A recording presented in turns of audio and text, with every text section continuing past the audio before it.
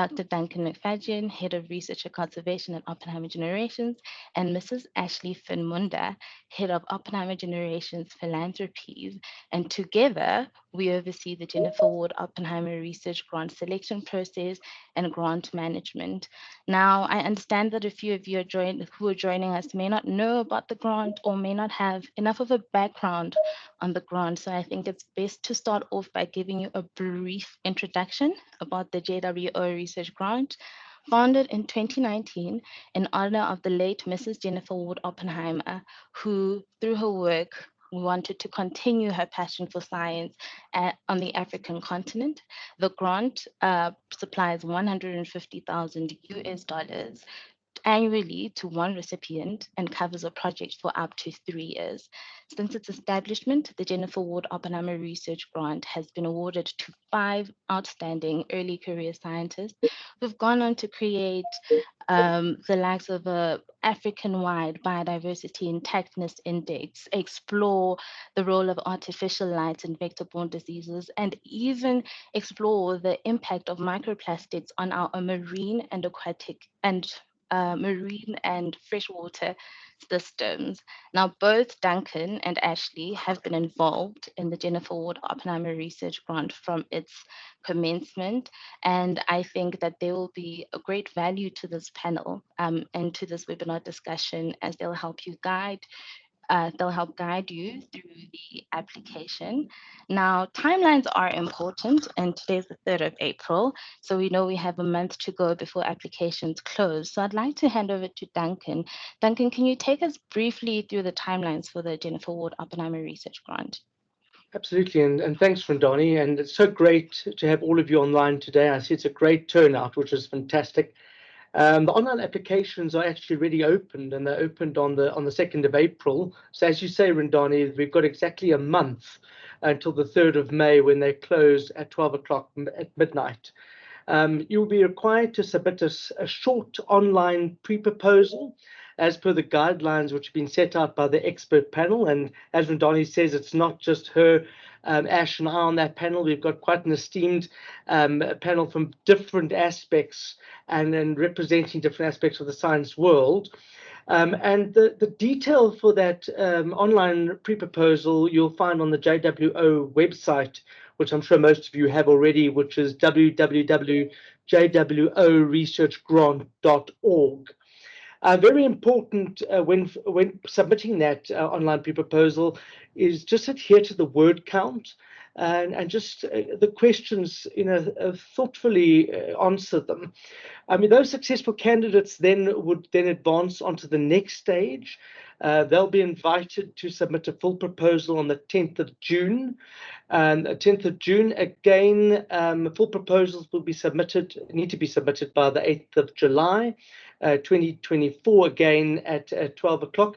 Just keep in mind that should you not hear from us, we get obviously quite a number of applications, by that stage assume that, your application was unsuccessful.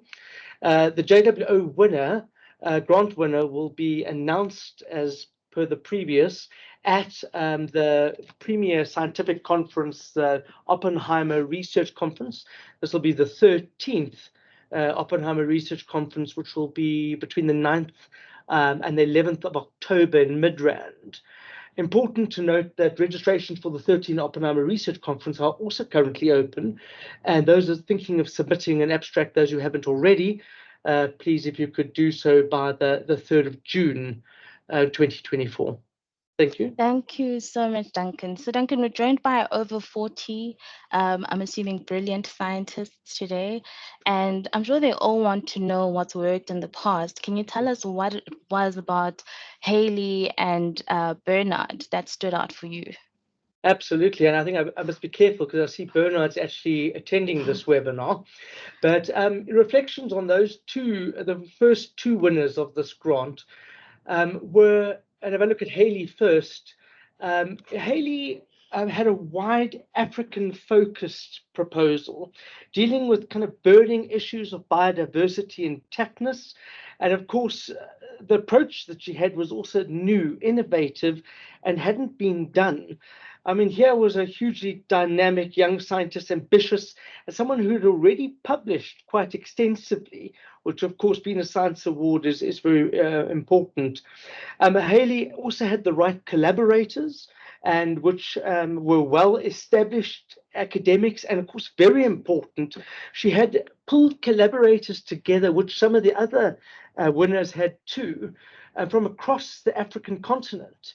And it captured and it consolidated the big data idea from across the continent, which of course was very exciting. So very numerous countries, numerous academics, and a lot of great collaborators from the conference.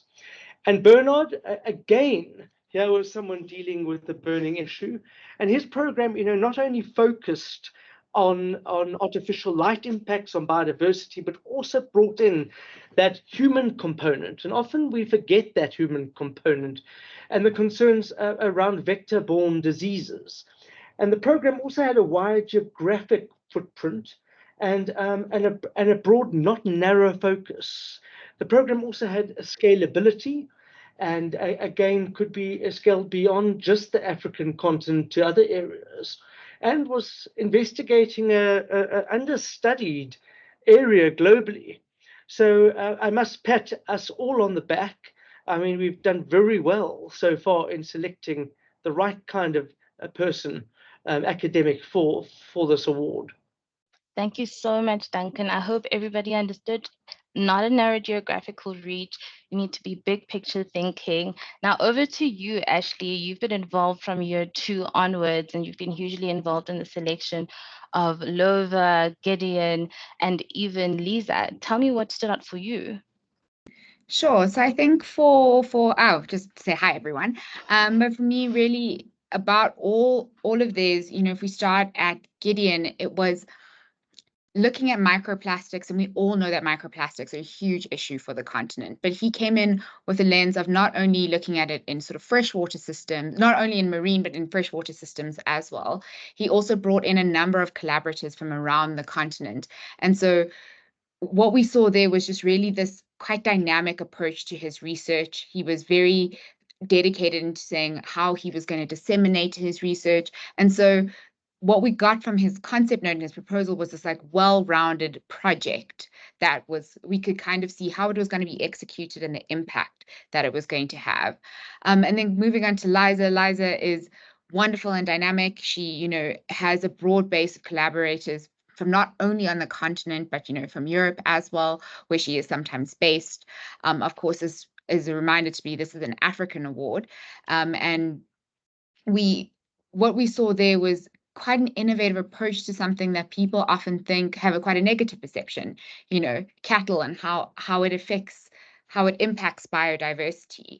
And so understanding those cattle corridors, how it can impact, how the work then goes beyond sort of a commercial framework, but adds to the biodiversity lens, became something that was important. And, if we look at kind of, what Duncan mentioned, we're going from biodiversity to vector to cattle corridors to microplastics.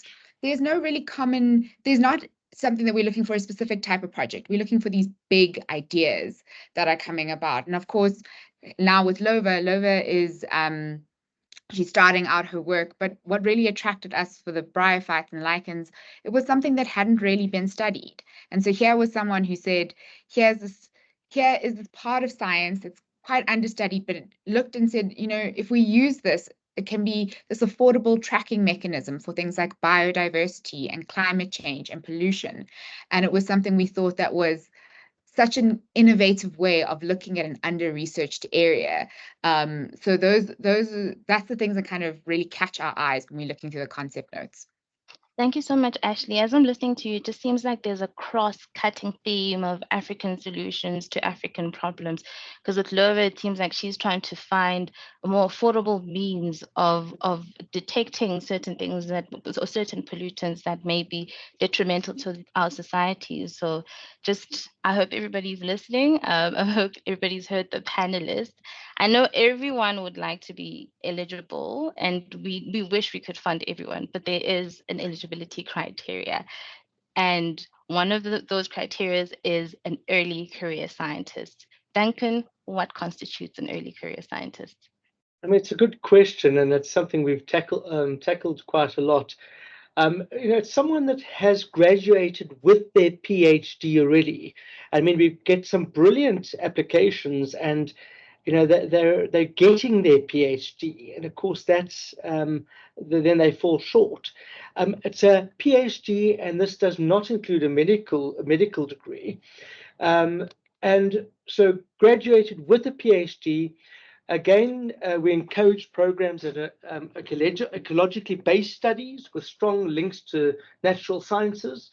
And again, the majority of the recipients, need to spend the majority of the time that recipients spend must be on this project. So anyone that does not have more than 7 years of experience graduating from their PhD. And again, the panel does make some exceptions for some applicants who have taken time off for family responsibilities, but the guideline, the yardstick, is 7 years post graduating from your PhD. And as you said, I mean, this is $150,000 US, and it should contribute significantly to the execution of this program. Thank you, Duncan. Just continuing on the theme of guidelines, one of the guidelines states that the applicant should have strong links to an African institution. Ashley, what does this mean? Sure. So like I said, we really are wanting to fund African research. And so it's important to note that the grant isn't awarded to the person, but to an institution. And this institution can be an academic institution, a research institution, a government institution, a for-profit, a not-for-profit. What we're really looking for is an institution that subscribes to good financial practices and has a history of being able to manage funding. And also is an institution that is really aligned in terms of advocating for African research and wanting to put in place the necessary infrastructure to support the researcher and their project. Thank you so much, Ashley. Duncan, the topic for JWO is very broad and states that each applicant must demonstrate a strong link to biodiversity and conservation. What type of projects are you looking for with a topic like this? Rendani, I mean, we deliberately kept it broad because we don't want to exclude any particular problem, any research or scientific solution. But of course, this is a science award, and all projects must demonstrate strong science and strong ecological links. So we'll be assessing kind of applicants' scientific rigor and solutions to the selected problem or problems. We want to see strong links to the environment cemented within natural sciences. So as mentioned earlier, I mean, we want big, bold, innovative projects with kind of Pan-African solutions. Thank you so much, Duncan. We had a question from the chat, and I'd like Ashley to give clarity on it. Is it 150,000 for 3 years, so 150,000 in 2023, 24, 25, or is it 150,000 for a project running over 3 years? So it's the latter. It's $150,000 for a project of up to 3 years. And so you think of it if you in tranches, $50,000 a year. Thank you so much, Ash. As I was looking through what the expert panels looks for, I saw that successful applicants will be those who are able to articulate their project potential to create impact both during and beyond the grant period. What does impact mean to you, Ashley? Sure. So in terms of impact, we're really looking, because Duncan said that, this is big, broad, ambitious, we're looking for continental impact. So things that are going to not just impact one country or one community, but sort of the African continent at large. We're also looking for it to be able to influence policy. So that really kind of points to the scale and the longevity of the project, because after the 3 years, if it can influence policy, that's where we're going to see that impact. And very importantly for the panel, what we're looking for is the development of the next generation of scientists. So we want to see a project that not only, has has a team that includes honors and masters and PhD students, and is kind of teaching them how to research and bringing them into the fold as well. Thank you so much, Ashley. Just on our expert panel, these are individuals, brilliant individuals from multiple disciplines. So they really value projects that are transdisciplinary in nature. Given that this is a scientific award, why is a transdisciplinary element so important to you, Duncan? I mean, as you say, I mean, transdisciplinary is something that everyone looks for. I think it demonstrates that the applicant has a good understanding of how their solution has relevance to society. You know, for example, how it, impact livelihoods. As Ash said, impact policy decisions, and again, conservation management decisions. So we really want the outcome of the project to enable development through kind of real world solutions. And although a science award, we're not looking to fund problems which just support science for the sake of science. The program is required to have a lasting impact way after the award has the program is finished. So we understand that we cannot work in silos, and it requires a transdisciplinary approach, and in order to drive that impact that Ash was talking about on the ground. Thank you, Duncan. And just in the theme of not working in silos and having this transdisciplinary approach, I know the grant requires people to collaborate with stakeholders across the continent. Ashley, why should applicants be thinking of what networks they tap into and where these networks are based? Sure. So we recognize that a principal researcher might have, their reach in their sort of professional body. But if we extend that reach further, it allows for the impact to be greater. It also means that through the work, you're getting a diverse range of inputs, which make the work more robust. By engaging a lot more people, it's a prestigious award, which means you're elevating the researcher in those networks and allowing them to kind of really demonstrate their convening power and bring along different stakeholders in the process. So that strong collaboration is also something that we look for. But as a side note, it's also something that, we know that as Oppenheimer generations, we come with a very strong network. And so anyone we select is we also opening our networks up to them. And so it's important to keep in mind that we want you to have an idea of those networks to pinpoint some things, but that we would also be able to help you should you become a recipient of the grant. Thank you so much, Ash. Over the years, we've received so many questions for those who were unfortunately unsuccessful as to what they could have done better, what they could have improved on. So my question to both of you is, what makes a concept note stand out for you? I mean, I'll go first. I mean, again, we've touched on it. It's an African problem, and that includes and has an African team and African partners. Again, the applicant we're looking for needs to be an ambassador for the JWO Ward Oppenheimer Research Grant during their tenure and afterwards. And I think to have potentially long-lasting impact pathways, which are clearly demonstrated in that concept note. Couldn't have said it better myself. Thank you so much, Ash.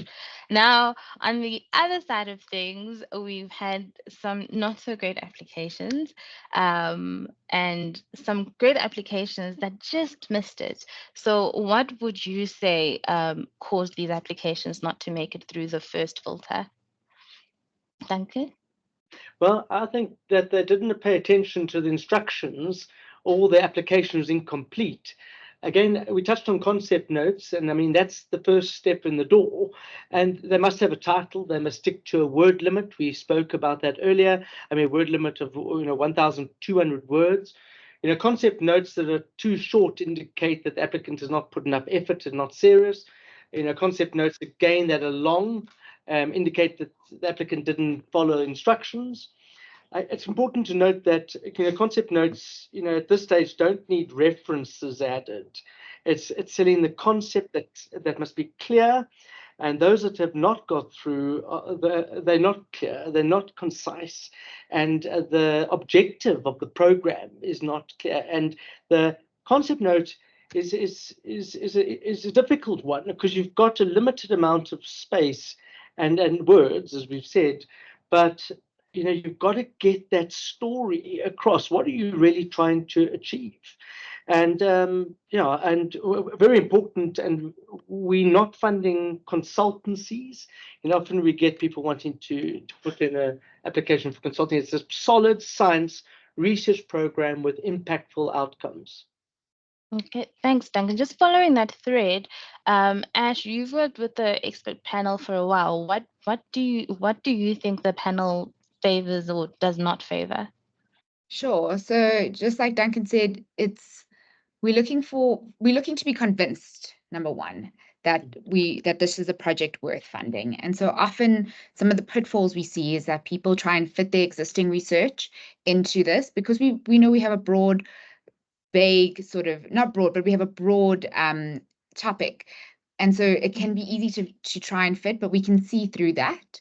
And it generally doesn't make it past our first filter. We also are not big fans of having one geography, such as a small town or one country. It's not big enough to justify the $150,000. And so we really need a big continent-wide program. I can't emphasize that as more, because we often see these proposals come through and it's narrow, and it kind of it'll get kicked out straight away. Being narrow focused, again, it's on a species, instead of like a range of species or a range of grasslands. We're looking for diversity within your research as well, and a really big sort of research problem that you're tackling.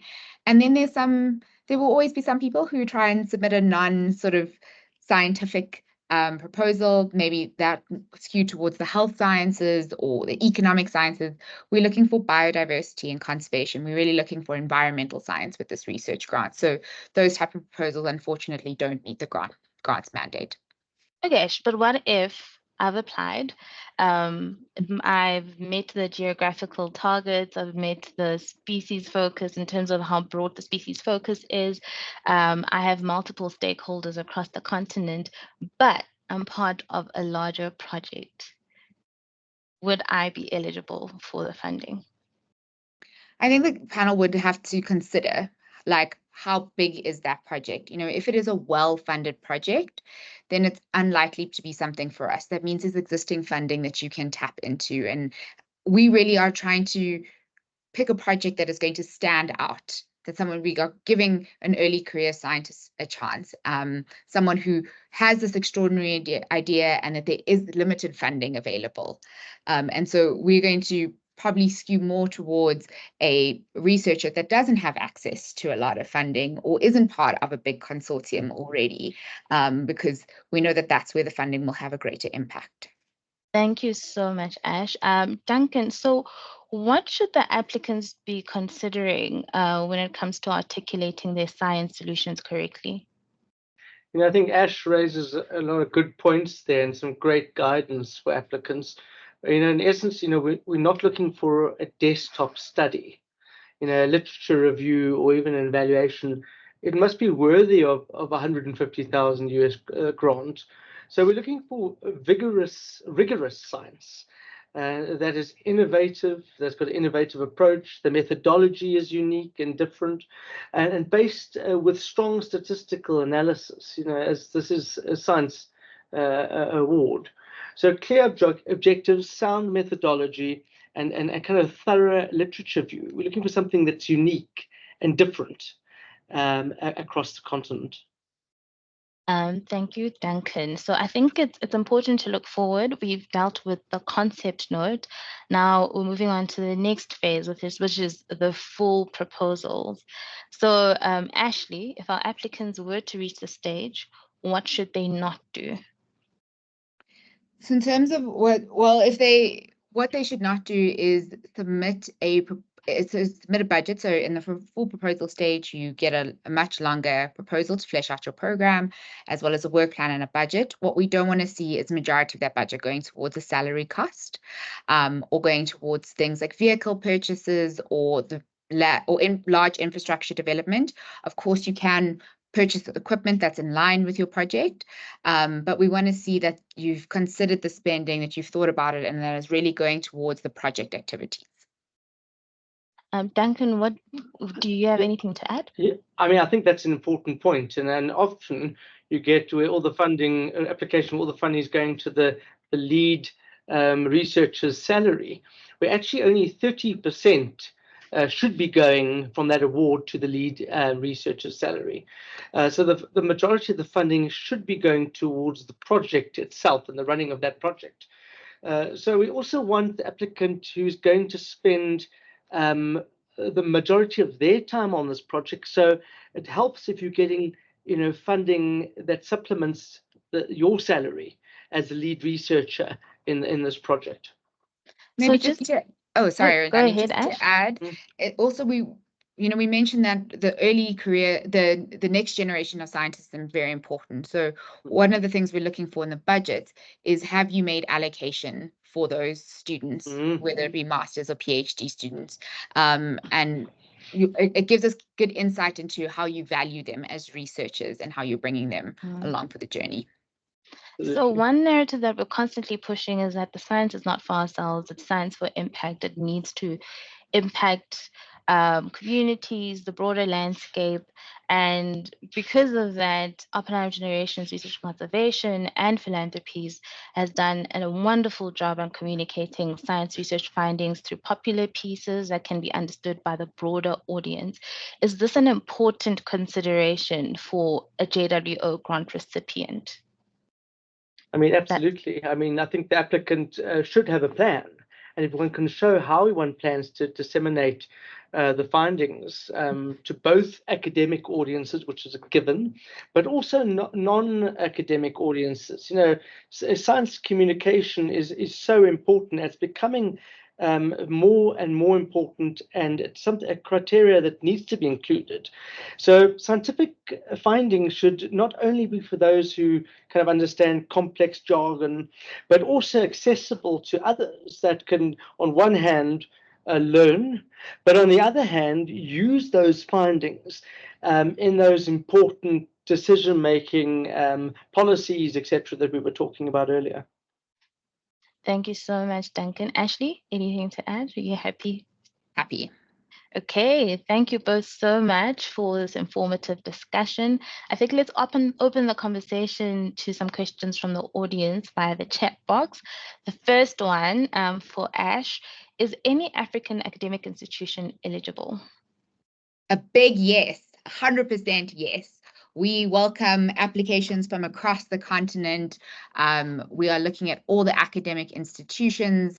We really want to bolster science and science research funding on the continent. So absolutely, I think the only one that would not be eligible is a consultancy, as Duncan mentioned, but all academic institutions are very, very welcome.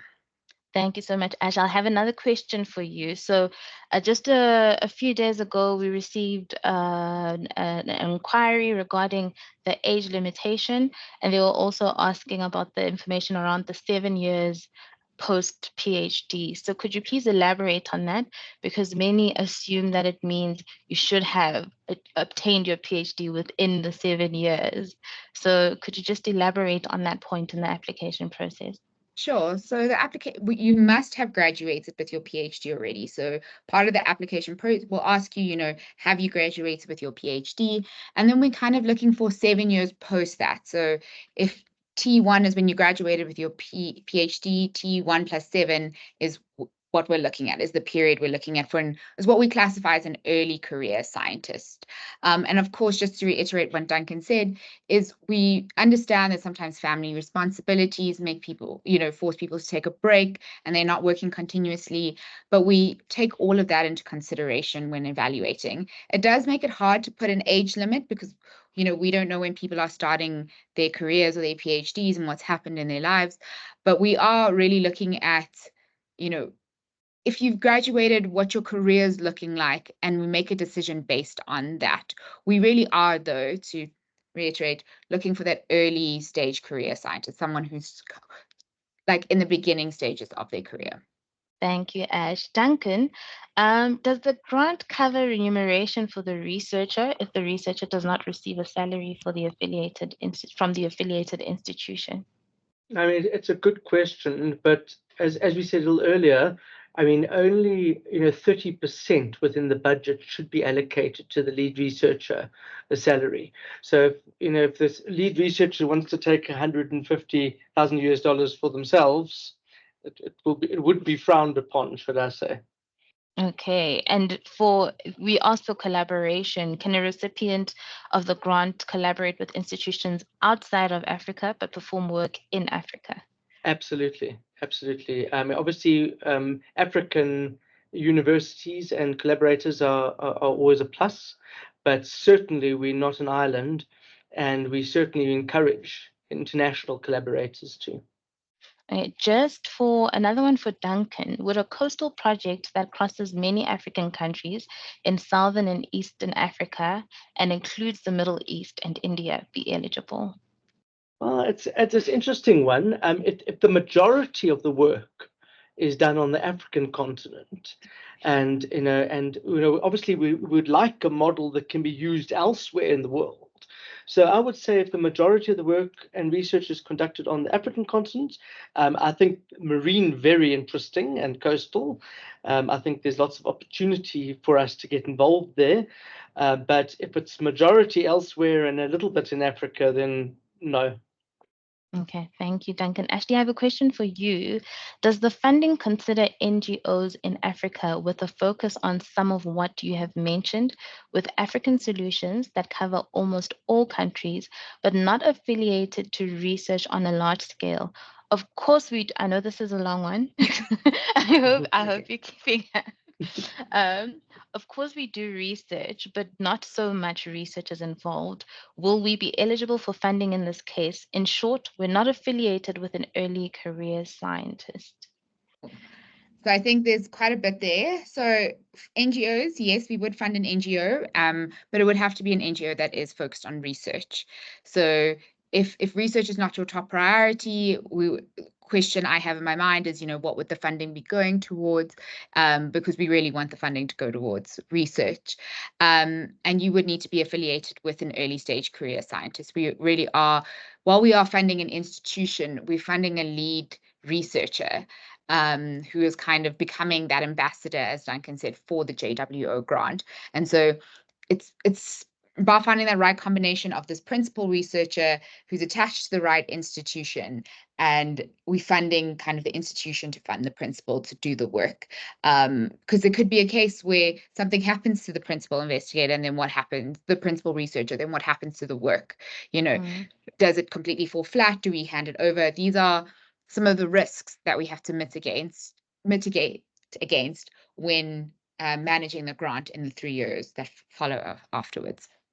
Okay, thank you so much, Ash. And Ashley, can two early careers researchers apply as a pair if they're collaborators? That's an interesting point. I don't know if we've had that yet.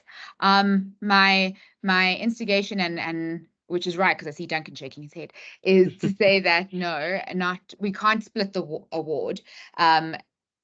Again, because what if something happens in that partnership and they leave the institution, then we landed up in a very sort of murky situation. So we'd want to award it to one principal researcher who then guides the research and who we then follow over the 3 years and have that relationship together with the institution. Thank you so much, Ashley. Duncan, would funding need to cover collaborators, e.g. their salaries, in other African countries, or could we seek supplementary funding elsewhere for this? You could certainly seek supplementary funding for that. I mean, again, as we said, we would like the project to be branded JWO.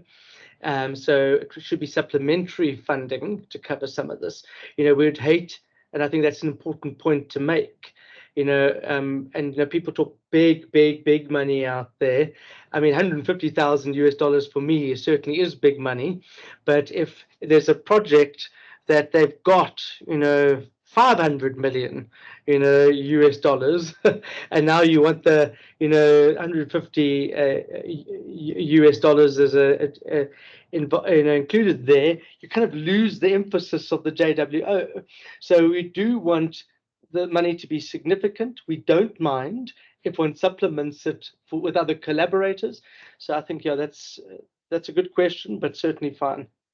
Thank you so much. I think we've run out of questions. I hope we've answered all your questions to your satisfaction. But before we close off, I'd like to ask Oh, Duncan. Rendani, sorry, Yes. I just see another question that popped up in there. Oh, yes. I see another question. Are we allowed to dedicate some of the funding to institutional overheads in addition to the lead researcher's salary? Ashley, would you do me the honors? Yes, you are allowed to do that. We understand that there are institutional overheads required with managing the grant.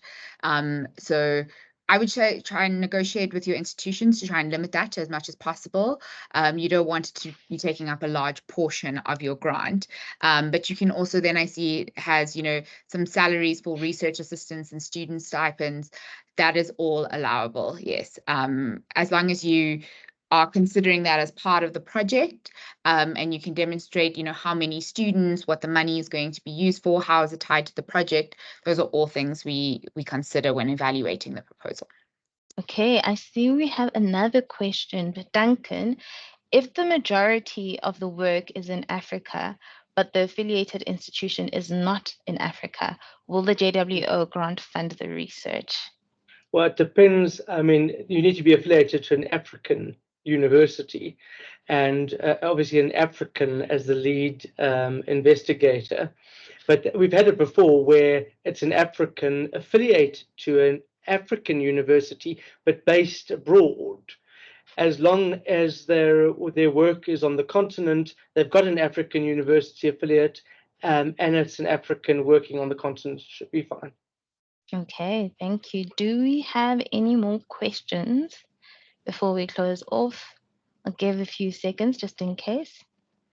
Maybe just while we're waiting for those questions as well, I think it's important, I hope we haven't dissuaded any of you from applying, but if you thought that maybe this grant wasn't for you, but you know of someone who would be great for this grant, we really do encourage you to share this in our networks. I know there's going to be a couple of links posted, follow us on social media, and make sure that, you read through everything before you apply. We'll put up a preparation form as well, just to help you.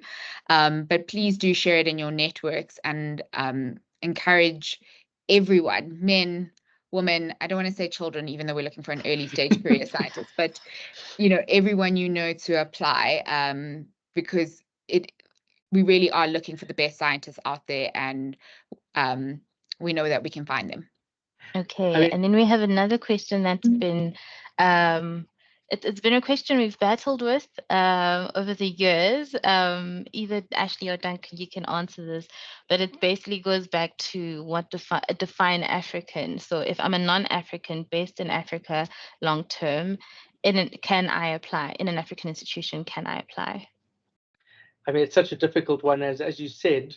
I mean, if you see yourself as an African and came out at 2 years old and lived here from then we could look at it. There's some flexibility, but I mean, if you've been out for 5 years or 3 years, no.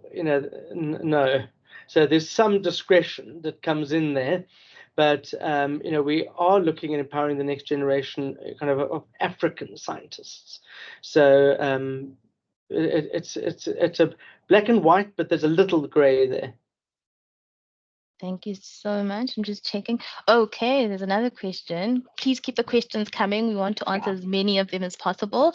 That's what we're here for. Do engineers qualify as scientists? This one's an interesting one. If they've got a solid scientific basis and it's a science program, apply and let's have a look at it. And they graduate with their PhD. Absolutely, very important point. Just one point to add to what Ash said earlier, and that is just don't be disillusioned by all the big talk and actually it doesn't need to be every African country that you're working in. Broad geographically, 3, 4, 5 countries in different parts of Africa.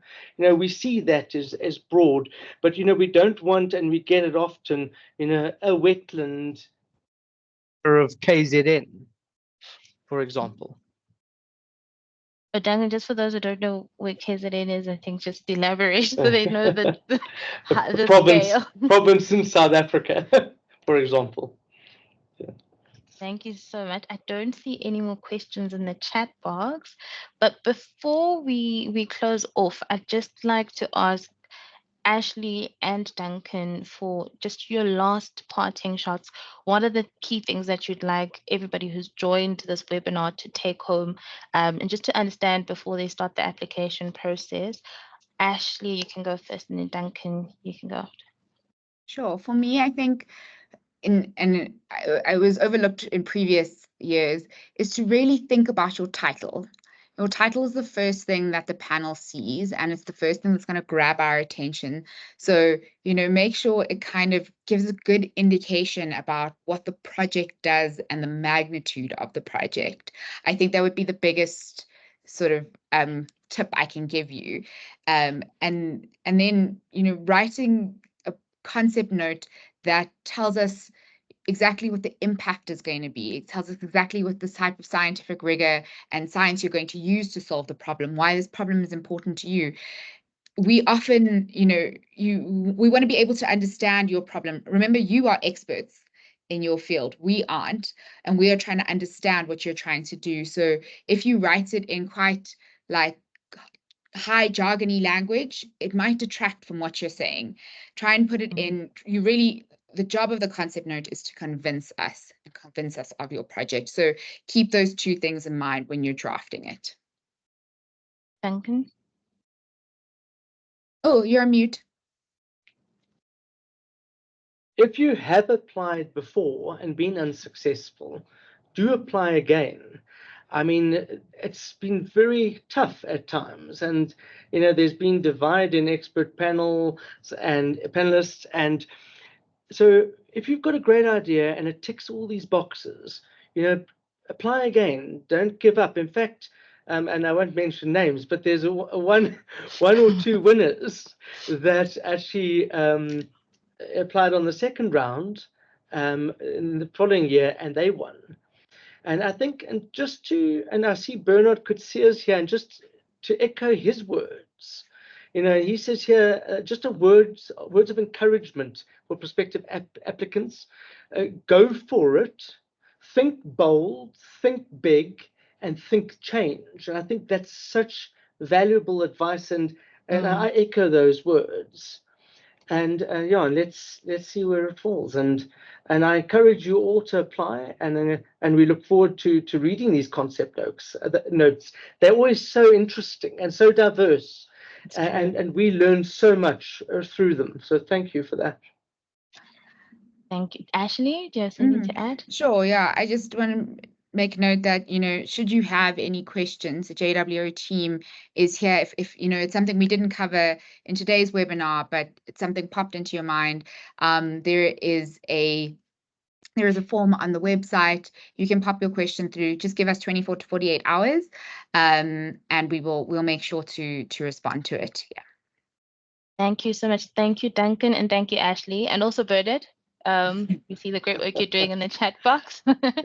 Thank you for your input. Thank you for your significant contribution. I think it's been quite a valuable discussion.